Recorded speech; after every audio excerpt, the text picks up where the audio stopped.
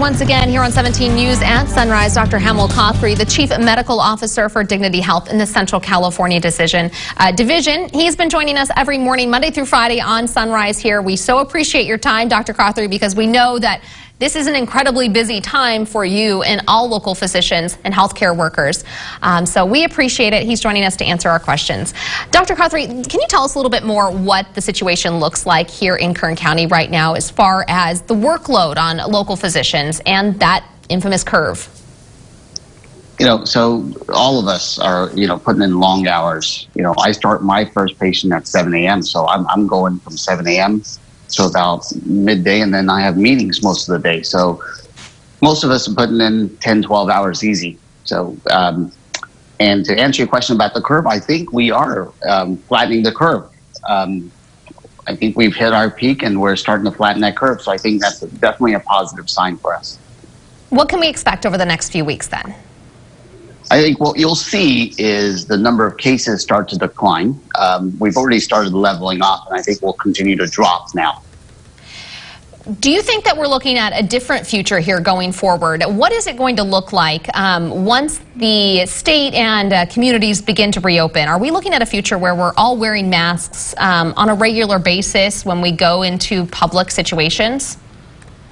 I think it wouldn't be odd to see people wearing masks. I think you'll see a population, a certain type of population that's going to wear the masks, that are going to be scared. And, right as we finish this, in a few months, we're going to come back to this with the flu as well. So we're going to have, this fall is going to be a little interesting to see what happens. I think you'll see restaurants start treating people differently. I think social distancing is going to become somewhat of our norm. What is the difference? You're talking about how this is expected to come back in the fall, and we've heard a lot of discussion about that. With other certain diseases, such as the SARS epidemic that we saw, years ago, that one really didn't reemerge on a widespread basis. What would be the difference between that and COVID-19? Not a lot different. What we've heard from a lot of people that this will reoccur, and most viruses do reoccur, just like our flu that we get. So it's very similar in that sense. So a lot of people do predict it coming back. If it doesn't, that'd be fantastic. It's just kind of a wait and see kind of game, however? It always is with something new like this. Okay. And I've heard a lot recently about antigen testing. And how is that different? Can you explain what that is? We're talking about antibody testing. And so we don't recommend antibody testing. The only reason we would recommend it is if we're doing an epidemiological study to see how much virus is in our community, we would do it for that. And if you're going to donate plasma, you can do it for that. But we don't recommend that study to check to see if you have antibodies against coronavirus. So, a lot of people will have that test and the antibodies show up positive, and they feel like, well, I've already got coronavirus. I can go out in the community and not have to worry. Or they're using it to have people go back to work. The problem with this test is it has a lot of false positives. So a lot of people will have a positive antibody test that does not mean you have antibodies to COVID-19. Okay.